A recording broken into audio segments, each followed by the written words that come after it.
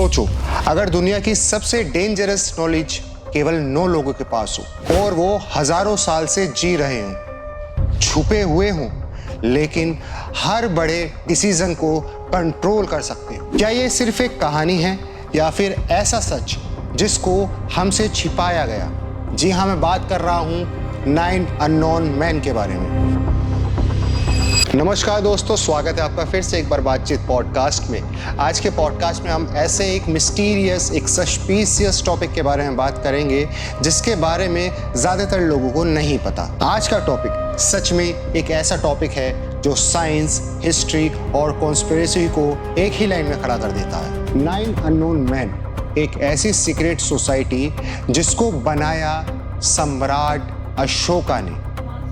But सवाल एक चीज़ का है, क्या ये सच है? चलिए थोड़ा टाइम ट्रैवल करते हैं। 3rd सेंचुरी BC अशोका एक पावरफुल एम्परर जिन्होंने कलिंगा वॉर लड़ी, और उस कलिंगा वॉर में उन्होंने इतना खून देखा कि उसके बाद उनकी जिंदगी ही बदल गई। वॉर के बाद अशोका ने वायलेंस को छोड़ दिया और बुद्धिज्म को अडॉप्ट किया। लेकिन यहाँ से ही एक इंटरेस्टिंग थ्योरी जन्म लेती है। कहा जाता है कि सम्राट अशोक को ये रियलाइज हुआ कि कुछ नॉलेज इतनी डेंजरस है कि अगर वो गलत हाथों में पड़ जाए तो इस दुनिया का विनाश भी हो सकता है। इसलिए उन्होंने बनाई एक सीक्रेट सोसाइटी। 9 लोग और हर एक के पास एक सीक्रेट बुक, और हर बुक में एक अलग सब्जेक्ट, जैसे कि mind control, microbiology, energy, gravity, sociology और ऐसे ही और भी बहुत सारी किताबें। अब जरा सोचो कि अगर इतनी नॉलेज किसी गलत हाथ में पड़ जाए तो वो क्या क्या कर सकता है।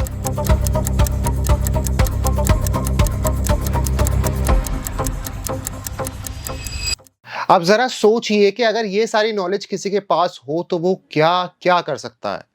इसी टॉपिक पे बात करने के लिए आज हमारे साथ हैं डॉक्टर सूची गुप्ता मैम, जिन्होंने लास्ट पॉडकास्ट में भी आपको काफ़ी कुछ चीज़ों के बारे में बताया था, चाहे वो फैक्ट्स हों या रियल। तो ज़्यादा समय ना लेते हुए मैं मैम से सीधा आपको इंट्रोड्यूस करता हूं और इस टॉपिक को स्टार्ट करते हैं। मैम, वेलकम टू बातचीत पॉडकास्ट। कैसी हैं आप? मैं बिल्कुल। आप कैसे हैं? मैं अच्छा हूँ मैम।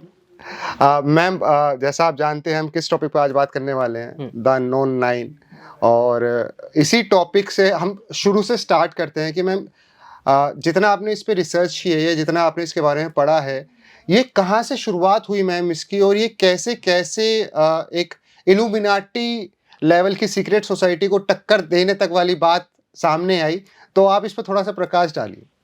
देखिए, मैं इतिहास की क्योंकि विद्यार्थी हूं तो मैं तो इतिहास की बात करूंगी जी। बाकी जो आपकी ऑडियंस है वो इसको किस तरीके से देखती है ये मैं उसके ऊपर छोड़ती हूँ। ठीक है मैम। ठीक है, आपने कहा 9 अननोन। जी। ठीक है, हम 9 अननोन से पहले नहीं, 9 अननोन से काफ़ी पहले जाएंगे। हम जाएंगे 1865 में। आपकी जो द 9 अननोन है वो 1923 की लिखी हुई पुस्तक है जी। जबकि हम जा रहे हैं 1865 में। और एक नाम यहाँ पर निकल कर आ रहा है, लुई ज़िकोल्यो। ओके। एक फ्रेंच है, फ्रेंच जज हैं, पढ़े लिखे व्यक्ति हैं, और उनकी नियुक्ति भारत में चंद्रपुर नगर में होती है। ठीक है मैम। ठीक है, और यहाँ पर वो 4 साल तक रहते हैं। 4 साल के रहने के समय में उनको यहाँ पर ऐसे सिद्ध पुरुष, ऐसे वैज्ञानिक सिद्ध पुरुष मिलते हैं जैसा क्लेम वो खुद करते हैं। ओके। ये मैं अपनी तरफ से नहीं बोल रही हूँ, वो क्लेम कर रहे हैं। ठीक है कि मैंने ऐसे लोगों को देखा है जो पानी के ऊपर चल सकते हैं। अच्छा। हाँ, मैंने ऐसे लोगों को देखा है जो हवा में उड़ सकते हैं। ओके। मैंने ऐसे लोगों को देखा है जो हिमालय में कंदराओं में बहुत लंबे समय तक, एक बहुत ही लंबे समय तक बिना कुछ खाए पिए जीवित रह सकते हैं। ओके। ऐसा क्लेम वो अपनी पुस्तक में कर रहे हैं। ये पुस्तक जो है उन्होंने लिखी थी द ऑकल्ट्स ऑफ इंडिया। ओके। 1875 में बुक लिखी गई थी, और इस बुक का जो भारत के संदर्भ में आज जितनी भी मान्यताएं हैं या जितनी भी चीज़ें हैं, वो सारा का क्रेडिट जो फाउंडेशन है वो इसी द ऑकल्ट्स ऑफ इंडिया को जाता है। ठीक है। और ऐसा माना जाता है भारत के संदर्भ में, सनातन संदर्भ में जितनी भी मान्यताएं स्थापित हुई आगे चलकर, जो द 9 अननोन लिखी हुई है, उन सब का आधार यही पुस्तक है। अच्छा। हाँ, इससे के बाद उन्होंने एक पुस्तक और लिखी थी जिसमें उन्होंने जीसस क्राइस्ट को कहा है कि वो कृष्ण का अवतार है। हाँ, अच्छा, ये उन्हीं की लिखी हुई पुस्तक है, लुइस गोलियो की। ये मतलब इसमें और क्या? इसमें बताया गया है कि जो जीसस हैं उनकी जितने भी कार्य हैं और वो सब कुछ श्री कृष्ण के समरूप है। इसका कोई प्रमाण भी मिलता है मैम? इसका कोई प्रमाण हमारे पास सिर्फ ऐतिहासिक रूप से कुछ थोड़े बहुत फैक्ट्स हैं कि संभवतः ऐसा माना जाता है कि जीसस जो है एक बार इंडिया में कश्मीर में आए थे। ठीक। ये हमारे पास फैक्ट्स हैं, लेकिन अभी ये जो फैक्ट्स हैं इनकी पूरी पुष्टि होना थोड़ा बहुत अभी बचा हुआ है, लेकिन ऐसा कहा जाता है कि वो आए थे इंडिया, ठीक इंडियन सब कॉन्टिनेंट में जी आए जी थे। जी जी। ठीक है, अब आपके द 9 अननोन पर आते हैं। ये जब पूरे यूरोप में या पूरी दुनिया में इस तरीके की ऑकल्ट्स की रचना शुरू हुई तो दो इसकी धाराएं निकल कर आनी शुरू हुई। एक वो विचारधारा जिन्होंने भारत की इस सनातन परंपरा पर और इसके वैज्ञानिक पक्ष पर ट्रस्ट किया, विश्वास किया और इस ट्रस्ट को आधार मानकर उन्होंने एक विज्ञान को जन्म देना शुरू किया। ठीक। दूसरी विचारधारा आई जिन्हें लगा कि जो भारत है, ये जो सनातन परंपरा है, अगर इसका क्रेडिट उन्हें दे दिया तो फिर हम उन पर राज नहीं कर सकते हैं। ओके। तो इस तरीके के वहां पर स्कूल्स स्थापित किए गए जो ये बताएं कि तुम्हारे पास कुछ भी नहीं है, वो तो हम हैं जो तुम्हें दे रहे हैं, जो तुम्हें हम दे रहे हैं, तुम्हारे पास कुछ नहीं है। अब खास बात यह है ये दोनों विचारधाराएं बिल्कुल पैरेलल तरीके से चलती हुई दिखाई दे रही हैं। ठीक। अब यहाँ पर नया काम होना शुरू हुआ। कुछ लोग जो भारत में आए, अधिकारी के रूप में रहे, उनके अनुभव रहे, उन पर अब पॉलिशिंग की जाने लगी। ओके। उन सब का जो क्रेडिट दिया जाने लगा, पॉलिशिंग कैसे की गई, उन सब का जो क्रेडिट दिया जाने लगा वो अब उन्होंने यूरोप को देना शुरू किया। हाँ, कि ये हमारा है, ये तो हम लेकर आए। ओके। फिर ये एक पूरी लंबी चेन है और इसके बहुत सारे प्रमाण आपको दिखाई देते रहेंगे। जैसे मैम, अगर हम कोई प्रमाण आप हमारी ऑडियंस को बता सकें ताकि वो यकीन करें इन बातों पे। बुक तो ये पढ़ते नहीं है। नहीं जैसे हमारे यहाँ का जो इतिहास लिखने की परंपरा है, मैक्सिमुलर बहुत ही इम्पोर्टेंट व्यक्ति हैं और वो इतने इम्पोर्टेंट हैं कि भारत में आने वाला हर अंग्रेज सिविल सर्वेंट उन्हीं की किताब पुस्तक पढ़कर भारत आता था। अच्छा। मैक्सिमुलर ही पढ़ना होता था उसको।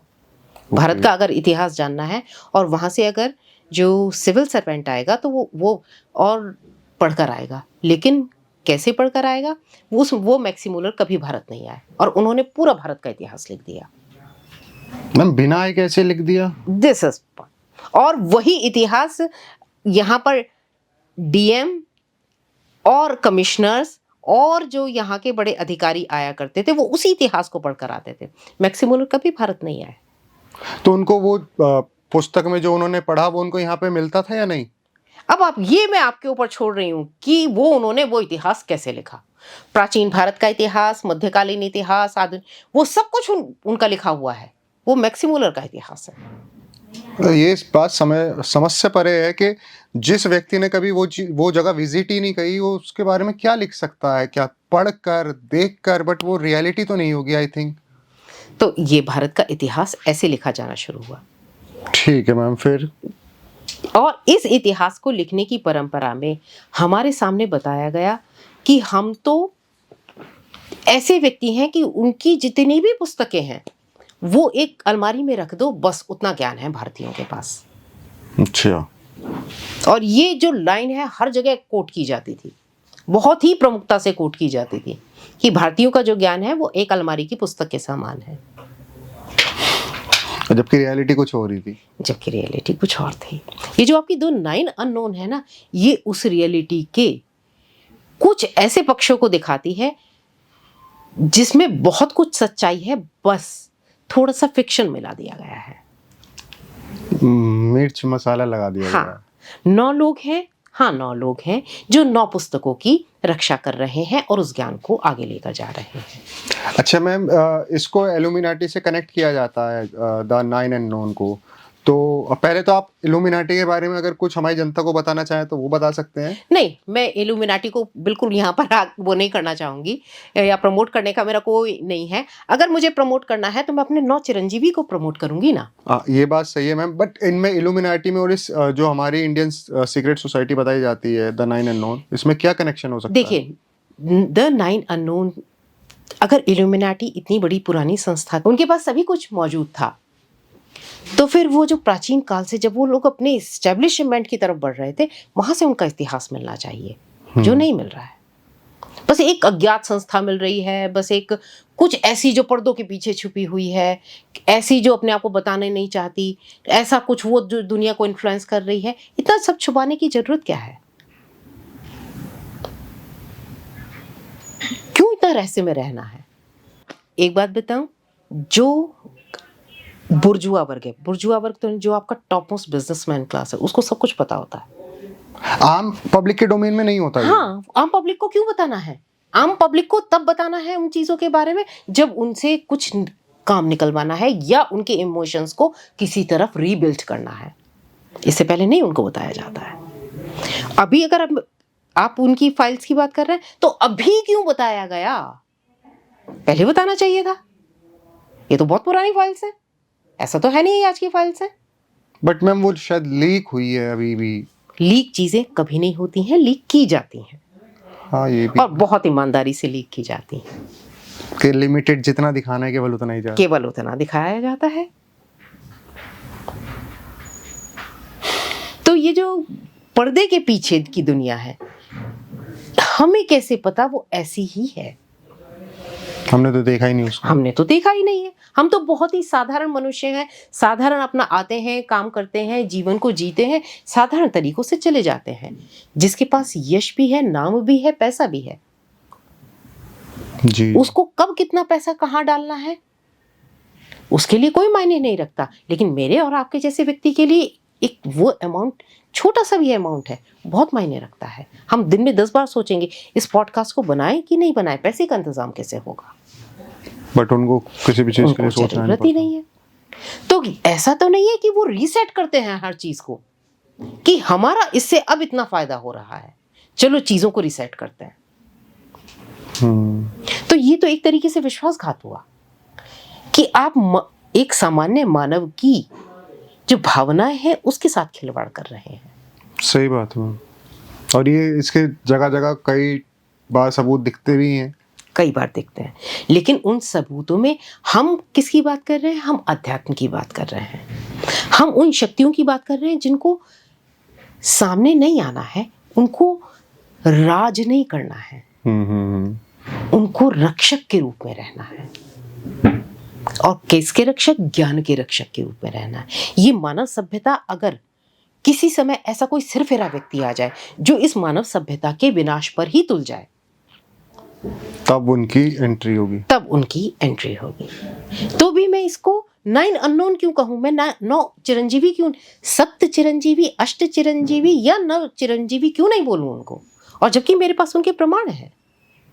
मेरा जो साहित्य है वो बता रहा है कि हमारे पास 9 चिरंजीवी है। तो मैम वो अभी क्या उनकी लेगेसी वो अभी भी पास ऑन कर रहे होंगे या नहीं? वो चिरंजीवी हैं तो लेगेसी क्यों पास ऑन करेंगे? उन्होंने मृत्यु को जीता है। बट मैम चिरंजीवी तो हमारे भगवानों वाले सेगमेंट में आ गए जो हमारे। नहीं नहीं नहीं नहीं, आप राजा बलि को, आप कृपाचार्य जी को, आप परशुराम जी को, या आप अन्य किसी भी चिरंजीवी को, हनुमान जी को आप जरूर उसमें रख सकते हैं, लेकिन किसी को भी आप भगवान नहीं मानते। महापुरुष कह सकते हैं अगर वो महापुरुष है, नहीं, दिव्य पुरुष कह सकते हैं। दिव्य पुरुष आप मान सकते हैं, लेकिन वो दिव्य पुरुष उस जो मृत्यु की अंतिम संकल्पना है उसको पार कर चुके हैं। तो उनके लिए सही टर्म क्या होगी? चिरंजीवी। वही एक टर्म, वही टर्म है उनके लिए, सबसे उपयुक्त टर्म है वो, कि वो चिरंजीवी हैं। अच्छा मैम, ये हम दोबारा से back to that topic unknown 9। Ma'am ये इसके बारे में टेलबर्ट मुंडे जी ने एक किताब लिखी थी, यही जिसका टाइटल था द अननोन नाइन। उसमें जितना मैंने उसको देखा है थोड़ा बहुत, उसमें एक चीज का और जिक्र हुआ है कि उस 9 लोगों में किसी के पास एक ऐसा सब्जेक्ट भी दिया गया था जिसको, क्योंकि सबको अलग अलग सब्जेक्ट दिए गए थे कि इसमें आप अपनी महारत हासिल करो, इसको एक पुस्तक के रूप में तैयार करो ताकि आगे लोगों के काम आइए, बट लोगों को ज़्यादा पता ना लगे। तो उनमें से एक जो सुनने में आता है कि किसी ने माइंड कंट्रोल पे पूरी तरीके से वो कर लिया था। तो भविष्य माइंड कंट्रोल, क्योंकि मैम बहुत बड़ी चीज़ है। हाँ। माइंड कंट्रोल करके आप किसी से भी कुछ भी करवा सकते हैं। तो कहीं ऐसा भी तो हो सकता है कि जिनको हम अच्छे के लिए समझ रहे हों वो बुरे में हो गया हो, मतलब वो बुरे में कन्वर्ट हो गए हों, और अभी जो चीज़ें हो रही हैं, चाहे हम एप्स्टीन फाइल का नाम ले लें या हम बिना मतलब कि अननेसेसरी वॉर्स का नाम ले लें, ये उनके उससे ही कराई जा रही हो, ऐसा भी तो कुछ हो सकता है। नहीं, ये जो 9 ज्ञान की धाराएं हैं जी, ये 9 ज्ञान की धाराएं उन लोगों को सौंपी गई हैं जिनको पहले परखा गया, तोला गया, तभी उनको सौंपा गया है। अगर उनको राज करना होता तो वो आज से बहुत पहले कर चुके होते और अब तक कर रहे होते, लेकिन वो बार बार कहते हैं हम यहाँ राज करने के लिए नहीं आए, हम तो सिर्फ एक रक्षक के रूप में हैं। हमें याद करोगे, हम आपके सामने आएंगे। हनुमान चालीसा भी तो यही आपको बताती है। भाई मैं किस लिए हूं? तुम मुझे जितने समर्पण भाव से बुलाओगे, मैं उतने ही समर्पण भाव से तुम्हारे सामने, तुम्हारे समक्ष प्रस्तुत होऊंगा। लेकिन तुम्हें सिर्फ एक काम करना है, मुझे समर्पित हो जाओ, तब तुम्हारी रक्षा करूंगा। आधा अधूरा समर्पण नहीं चलेगा, पूर्ण समर्पण करें। इसीलिए कहा जाता है ओम पूर्णमदः पूर्णमिदं पूर्णात् पूर्णमुदच्यते पूर्णस्य पूर्णमादाय पूर्णमेवावशिष्यते। हरिओम शांति शांति शांति हरिओम। पूर्ण में से पूर्ण को भाग देने के पश्चात भी जो पूर्ण प्राप्त होता है वही ईश्वर है, यानी शून्य। यानी शून्य। मतलब तो यही होता। बिल्कुल। अच्छा मैम, हमने इस टॉपिक पे बात करी, ठीक।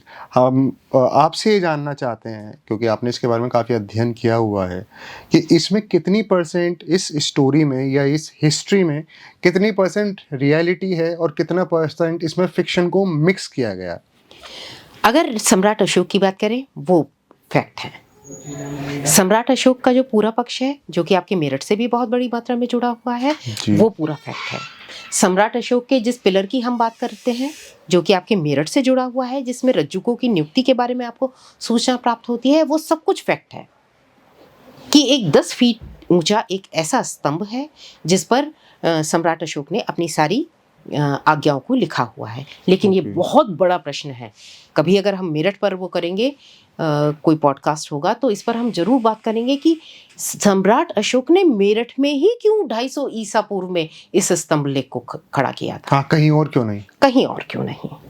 वो तो पूरे भारत में जो पूरे अशोक के हमें शिलालेख, मतलब major rock edicts, minor rock edicts, उसके केव, वो तो भारत में, नेपाल में, अफगानिस्तान में, पाकिस्तान में, सभी जगह हमको मिल रहे हैं। सारे उसमें मेरठ में ही एक क्यों खड़ा किया गया, जिसमें वो रज्जुकों की नियुक्ति के संदर्भ में सूचना प्रदान करते हैं। हाँ, ये बहुत बड़ा सवाल है और काफी मुझे लगता है इंटरेस्टिंग सवाल भी होगा ये। तो जो आपके 9 अननोन है, वो देखिए आपके मेरठ से भी जुड़े हुए हैं। मेरठ के पास इतना बड़ा इतिहास है जो दुनिया के इतिहास को बदलने की क्षमता रखता है। सही बात है मैम। हम कहाँ से शुरू हुए थे? 9 अननोन से शुरू हुए और हम देखिए मेरठ उसमें जुड़ गया। कितने ऐसे पॉडकास्ट या कितनी ऐसी विचारधाराएं हैं जो इतिहास को इतने गहरे तक खोद कर लेकर आती हैं कि दुनिया की छोटी से छोटी चीजों, और कोई भी चीज अकारण नहीं जुड़ती है, उसके पीछे कोई ना कोई कारण अवश्य होता है। ये तो एक इतिहास के विद्यार्थी को यही तो उसका काम है कि वो उसकी जड़ को, रूट को खोजे और इस बात को सिद्ध करे कि 1923 की 9 अननोन मेरठ से कैसे जुड़ी हुई है। तो मैम ने मुझे नेक्स्ट पॉडकास्ट के बारे में टॉपिक दे दिया है। अगर हम मैम से नेक्स्ट पॉडकास्ट करेंगे तो हम मेरिट को लेके ही करेंगे। मैम बहुत बहुत धन्यवाद, आपने हमारे एक मिस्ट्री को काफ़ी आसान शब्दों में मुझे लगता है पब्लिक तक समझा दिया है। जो कॉन्स्पिरेसी थ्योरी या ऐसी इल्यूमिनाटी या इन सब चीज़ों में बिलीव करते हैं, अपने काम पे बिलीव करो, अपने कर्म पे बिलीव करो, और अच्छे कर्म करोगे तो सब कुछ मिलता है, नहीं तो कुछ नहीं मिलता। चाहे इल्यूमिनाटी में चले जाओ, चाहे शैतान के पास चले जाओ, चाहे भगवान के पास चले जाओ, अगर कर्म अच्छे होंगे तो सब मिलेगा। और ma'am again thank you so much, आपने सब कुछ बताया हमारी जनता को। हम मिलते हैं आपसे नेक्स्ट पॉडकास्ट में। अगर ये पॉडकास्ट आपको अच्छा लगा हो तो इसका फेवरेट पार्ट हमें कमेंट बॉक्स में ज़रूर बताएं कि आपको क्या पसंद आया। अगर कुछ क्वेरीज हो, कुछ क्वेश्चंस हो, कुछ ऐसा हो जो आप हमसे ज़्यादा जानते हैं तो भी कमेंट बॉक्स में ज़रूर बताएं। हम कोशिश करेंगे मैम से आपको उसका जवाब दिलवा पाएँ। और मैं मिलता हूँ आपसे नेक्स्ट पॉडकास्ट में। तब तक के लिए जय श्री राम, जय हिंद, नमस्कार।